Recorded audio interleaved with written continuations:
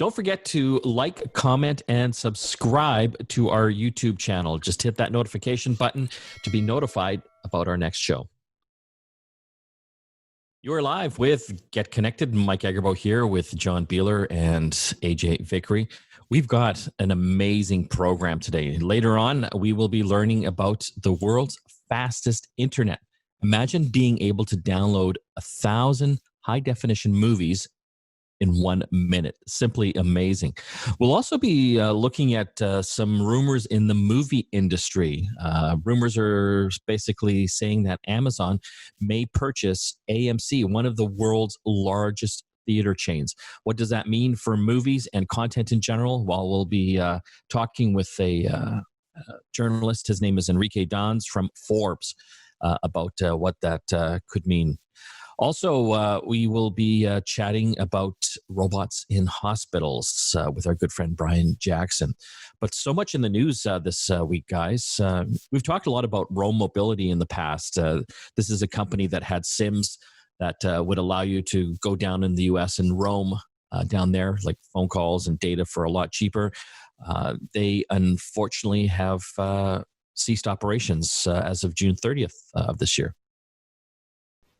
Kind of no big surprise there, with travel basically stopped globally.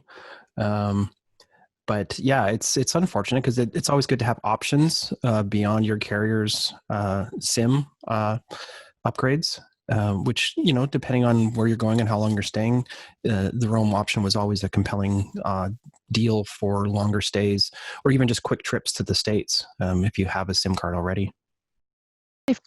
They found an interesting niche to fit into when the sort of mobile carriers really kind of were still trying to capitalize heavily on the cost of traveling with your phone and getting access to things like text and calling and especially data.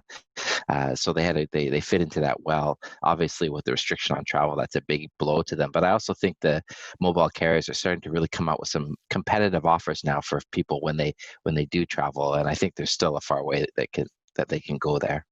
It's not far enough. It's still expensive to do any type of roaming down. Well, more so even internationally. I think what is it, about $8 a day they're charging for that? It adds up very quickly, believe me. Yeah. You're still into the hundreds of dollars there.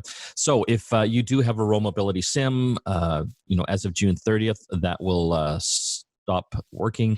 And any unused data will be refunded to customers with currently active plans. If you haven't activated your SIM card yet, you can apply to get a refund as well.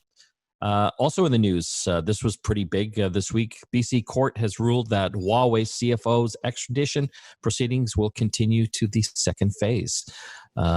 Ms. Meng was, I think, hoping that it would swing the other way, but the judge has ruled that the extradition hearing can go forward. Any surprise? I think the pre-celebration was a bit of a risky move there on her part. She was seen earlier this week in the news posing for pictures and kind of giving a thumbs up. Yeah, we don't quite know the context of that, but the assumption is that could have been her birthday. Could have been, but why would you do that on the law court steps? So it seems to point that it was some kind of related to the trial. But yeah, it's unfortunate that things went the way they did for her. But I guess now we can probably move on to the next phase and get to some form of finality with this particular case.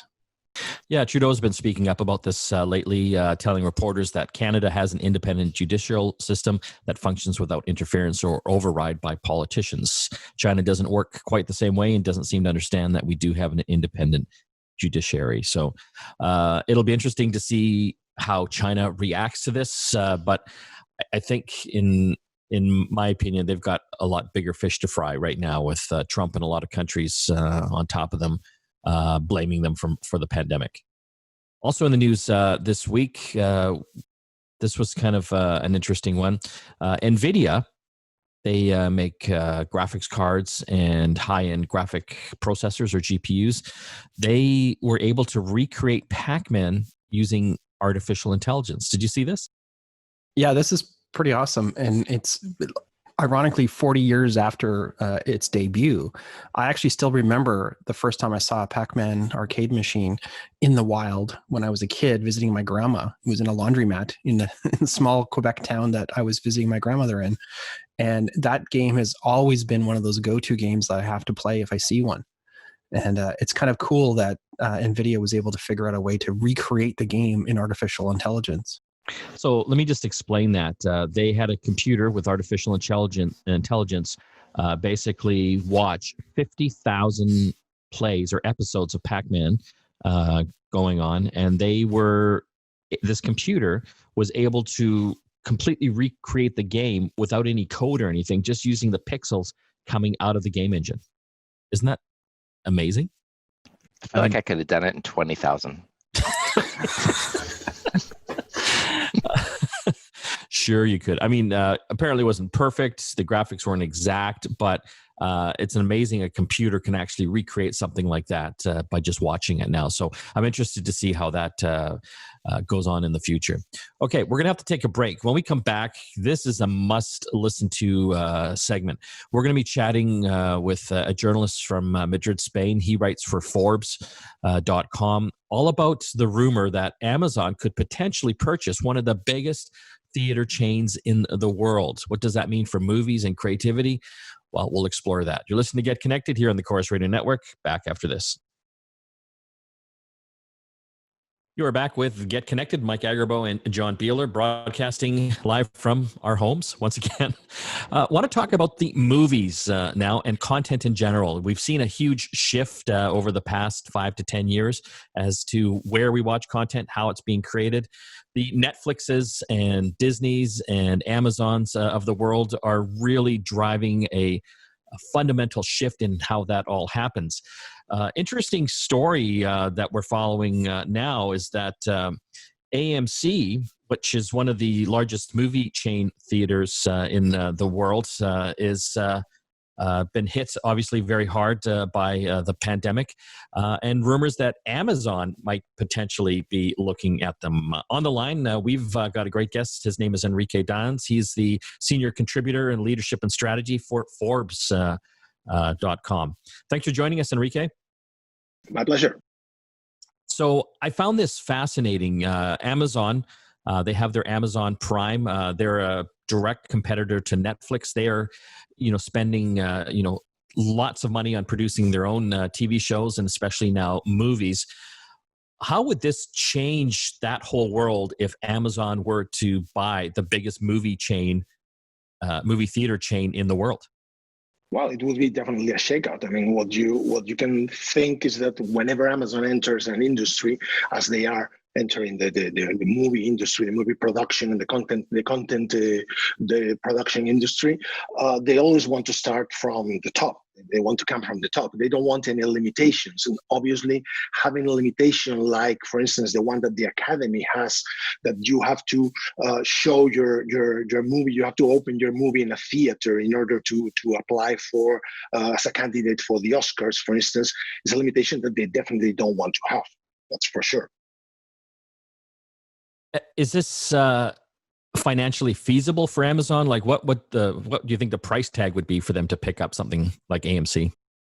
Yeah, it's feasible. I mean, if we check out the evolution of the shares, we can see that the company was definitely in a low. I mean, as soon as we started to know about the pandemic and about the problems with, the theaters being closed and everything, the company was not doing very well. Already, the company, some people said that the company was about to go bankrupt. So the shares were definitely in a very low moment. So they can definitely think about taking over the company, and even Amazon could be seen as a sort of white knight that comes to save the company before it goes bankrupt. Is this a conflict of interest in any way, having them own the theaters as well? There's an obvious conflict of interest, and a few months ago we could even talk about an operation like this being forbidden by law. mean, originally it was not allowed for anyone in the movie industry to purchase to purchase a chain of movie theaters, because the antitrust authorities they didn't want everything to be under all the value chain to be controlled by one competitor. What happens now? What happens now is that precisely the competition authorities have thought that maybe it's not such a good idea, that the industry has been changing so much with so many new entrants, with all these streaming companies, etc., that it's the right moment to open up and allow more innovation to come. So that's when they decided to relax back in December. I mean, as recently as December, that law was apparently lifted. Well, I mean, I think we're maybe seeing a precedent with that. I look at some of the broadcasters here in Canada, or like the big telecoms and cable companies. They've basically gobbled up all the TV channels there. So they're kind of own all of that already. That would be obviously a similar thing to Amazon buying the theaters. If they were to buy AMC, like where would that leave Netflix? Netflix would have an issue when it comes to opening up their productions in movies, and they would have to do things with a little bit more time, a little bit more ahead of time, in order to give themselves time enough. I mean, a deadline to open their productions in a movie theater, and the industry would probably look at them as a different type of competitor, a competitor that uses this window, the movie theaters, as a way to, let's say, fulfill the requirement, but that's pretty much it, versus Amazon, who would own the most important or the most important chain where every studio opens their productions. I mean, that is like incredible power. I mean, if you're in Hollywood and basically you own the theaters, you own a huge streaming service. I mean, wouldn't every producer, director want to go right to Amazon? Because Amazon could basically guarantee how many theaters you're going to open up in, and then also guarantee, a streaming deal for you as well. Absolutely, it would be a fantastic opportunity for Amazon to attract or retain talent. I mean, they could negotiate with, let's say, a very famous director, or like some of the deals we've been seeing, like the deal that Netflix signed with the Obamas, for instance.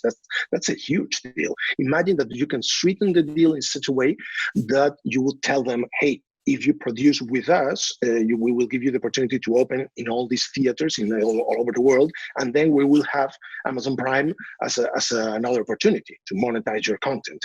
That would definitely sweeten every deal, and would allow them to attract talent, to be a very, very powerhouse when it comes to attract talent. Enrique, do you think anything related to the pandemic is going to actually negatively affect this deal, or basically the return of theaters in general? I guess my question is, will it be too late by the time they actually buy it, that the theater, AMC, for example, could go bankrupt if not for the stock price soaring under these rumors? But the notion of people going together to see a movie together in a theater with social distancing and all the other things that are going to take a while, at least to dissipate a little bit, is that going to sort of take some of the bite off of this at all? Probably not. I mean, what I see is that, according to the price of the shares, even if the shares are increasing their price due to the rumors, and for Amazon, it's a very small deal. It's a huge company that can buy whatever they want. The other thing is that we are talking about a shift in our preferences. I mean, imagine that Amazon can use this deal, for instance, to also sweeten another deal, which is what is Amazon offering to the people who pay for Amazon Prime, for their subscription service. So, okay, in the beginning, we used to pay for Amazon Prime because it would give us a flat rate in shipping. That was it. Now, if you subscribe to Amazon Prime, what do you have? You have music, you have contents, you have a whole bunch of things, books for free. What happens if they can tell you, for instance, if you are an Amazon Prime member, you have discounts in Whole Foods, for instance, or in all the different physical stores that Amazon is putting together, or even you can go to the movies, let's say 4 times per month or something like that. Okay, that would be a service that would allow Amazon to offer a even more attractive Amazon Prime service. And Amazon Prime is one of the most important, as you can see, services for Amazon. Everyone signing up for, or most of the people signing up for Amazon Prime, they start to spend more than twice. I mean, this is a huge deal. Imagine. So for Amazon, it might be a very interesting proposition, but as we know, this is just a little piece of news that got opened in the Daily Mail. It's just a speculation, so no one knows whether this is just a conversation. And a company like Amazon is having conversations all the time. No one knows whether this is going to happen actually, or if this is just a rumor. I wonder if this were to happen, will this stifle creation, artistry, people making movies, if you've got basically one big powerhouse that would really control the industry? Well, it's a very good question, because this is what we are seeing in other industries that Amazon is touching upon. I mean, if you think about distribution, competing with Amazon is becoming extremely hard, very difficult. I mean, for every regional competitor, when you think about the difficulties that Walmart is having in the US to compete with Amazon, think about huge markets like India, where Walmart is making huge acquisitions trying to compete with Amazon. Think about my country, Spain. We have the historical leader, El Corte Inglés, really struggling to compete with Amazon. So what would happen if Amazon starts to accumulate a lot of monopolistic power when it comes to attracting talent and producing shows? I mean, that would end up being a problem for the industry, obviously. It would be interesting just looking 10 years down the road. Like you said, everything that Amazon gets into, they come in from the top. They did that with the whole foods acquisition. If they were to do this, going after the largest movie chain in the world, I wonder if we'll get to a point where, governments will look at them having to potentially break up because they just dominate so many different industries. Well, that's actually happening. I mean, the antitrust authorities have realized that they were acting in a very, low-key approach. They were not being very. And if you compare, for instance, what was happening with the antitrust authorities in the U.S. versus the European ones were trying to compete to regulate in a much more aggressive way. And many people were saying, yeah, this is because those competitors are coming from the U.S. and they are not European. Okay, but right now there's a lot of chit-chatting in the Capitol with the regulators, thinking that the power that these big tech are accumulating is too high, and this is disrupting many industries and taking us to a moment when it's going to be impossible to compete with them because they are accumulating too much power, or they are becoming dangerous, like what's happening with Facebook, for instance. It's not just that they have too much power, it's that they use their power in a reckless way. And they are not just disrupting their industry, they might end up disrupting, who knows, democracy at some point. We are talking with Enrique Dans. He is a senior contributor writing about leadership strategy over at Forbes. I encourage you to visit Forbes.com and check out his article. Excellent review of the rumor that Amazon could potentially be purchasing AMC, one of the largest theater chains in the world, and the ramifications behind that. Enrique, thank you for joining us today. Thank you. Whenever you want. When we come back from the break, more tech to talk. Stay tuned. With the COVID-19 pandemic, we are learning all kinds of lessons when we come to dealing with the virus, especially in the hospitals and from a healthcare perspective. On the line, we've got our good friend, Brian Jackson. He is with the Infotech Research Group, and he's the research director in the CIO practice. I want to thank you for joining us, Brian. Glad to be here. Robots in hospitals. We're seeing more and more of this. And starting off, I guess one aspect is just cleaning and disinfecting. How are they making an impact there? Yeah, they're making a big impact because the problem with cleaning and disinfecting hospital rooms right now is that they could be contaminated with COVID-19, right? Now normally you would think that there's all sorts of stuff in a hospital room that you wouldn't want to come in contact with. So this technology has sort of been under development by a number of different companies, but because of just how infectious COVID-19 has been, it sort of spurred them to try and experiment with this and put it into action more quickly. And the robotics manufacturers that I'm talking to, well, they're seeing a lot of new orders come in from around the world, and especially in the earlier weeks of the pandemic, China was a big proponent of using these robots to clean its hospital rooms. So within these robots, right, you have a couple of different models, and they clean differently. They have different cleansing techniques. So there's one that sort of bursts out this UV light, a powerful sort of flash of light that irradiates all of the bacteria and viruses that are in that room. And there's another one that has an ozone cloud. So it makes ozone gas, which is not breathable by humans. So you have to send it into a room. Everybody gets out. The robot's in there. It just pushes out what looks like a cloud. The mist fills up in the room, and that kills everything that's in there. And then it sucks it all back in, and the room is restored. It's good, breathable air again, and it's disinfected. So a couple different models out there.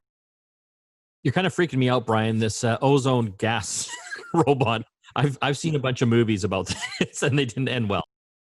Right. You don't want to be caught in a room. Have you ever noticed you're alone in a hospital, and then you see a robot just starting to like exude gas from it? I would suggest leaving that room. And so, are these a thing now? Like, can you actually get these robots? Yeah, it's a thing, and there's a Danish company that is behind some of these robots, but there's manufacturers now, different examples of them from around the world. There's manufacturers in China, other areas in the U.S., and they're actually one bright spot of venture capital investment that's happening right now. Of course, with the recession, bad times for the economy, investors are typically wary with their money, but this is one area where they see growth and they see demand. So you're seeing all sorts of robotics companies land these venture capital deals. How are these better than humans? Like, don't we have humans that are disinfecting now? Yeah, well, they're not better than humans, right? They just do a different job, and they can be tools that humans use in their settings so that they don't have to be put at risk. And the way that these are usually delivered within a hospital setting, Mike, is not that doctors and hospital staff have to interact with them and start using them, but this concept of telerobotics is really taking hold, where there would be like a solution provider, like you'd have a company that would be providing these robots to all sorts of different facilities in the area, and they are remotely operating that robot from tablets that they have, from a command console that they have. But for the most part, the robot knows what to do on its own. And that's the amazing thing, is that in after hours, or when a room's empty or on a schedule, right, you could determine when and how that robot is doing its cleaning, but it knows how to move around the hospital. It goes into the room on its own. It goes through the cycle, and then it moves away. So the idea is that these robots aren't taking the time of hospital staff, that they're increasing the safety of hospital staff, and that they're not in the way. They're not disrupting the environment. I also understand they have what kind of gopher robots that can go get things for nurses and doctors as well. How do they work? Yeah, this is a newer idea, and in earlier development, even more so than these disinfectant robots, right? So this is a more advanced robot. I mean, the ones that we were just talking about, right? The disinfectant robots, they can be on wheels, and you sort of see them drive into a room like a little dolly, and then maybe they have some contraptions like a couple of arms or one mechanism that extends a light, but pretty basic machines compared to these other helper robots that we're seeing. There's a company called Diligent Robotics in the US, and they're one of these companies that are attracting venture capital. A few weeks ago now, they announced a seed round. And I mean, they have a robot that's almost like a humanoid type of figure, and it can be sent by a nurse to go and fetch something from a supply room. So the nurse is dealing with a patient. She says, "Oh, I need this tool. I need this medication." She sends the robot to go get it. The robot can recognize it off the shelf in the supply room. It knows where the supply room is. It runs down the hallway. It picks it off the shelf and it brings it back to the nurse. Why not have more nurses? Do you want the nurses to be running around getting supplies, or do you want them spending the time with the patient, right? Like, sure, let's hire more nurses, and then let's make sure those nurses can be with sick people as much as possible, right? And you talk to nurses these days. I don't know if you have any friends that are nurses, but all they will tell you about is how much they have to run around the hospital. It's a huge part of their job. It can be exhausting for them to try and track down the supplies they need for the different patients. They have to do these long walking circuitous routes around the hospitals, which can be huge facilities.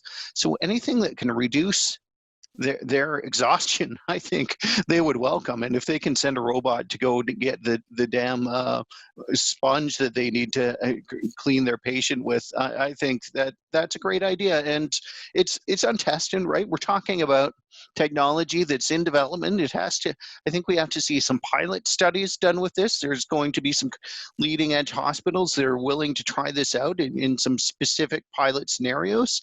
So next time you go to the hospital, you won't see humanoid robots running around fetching syringes, but it's something that is coming down the pipes.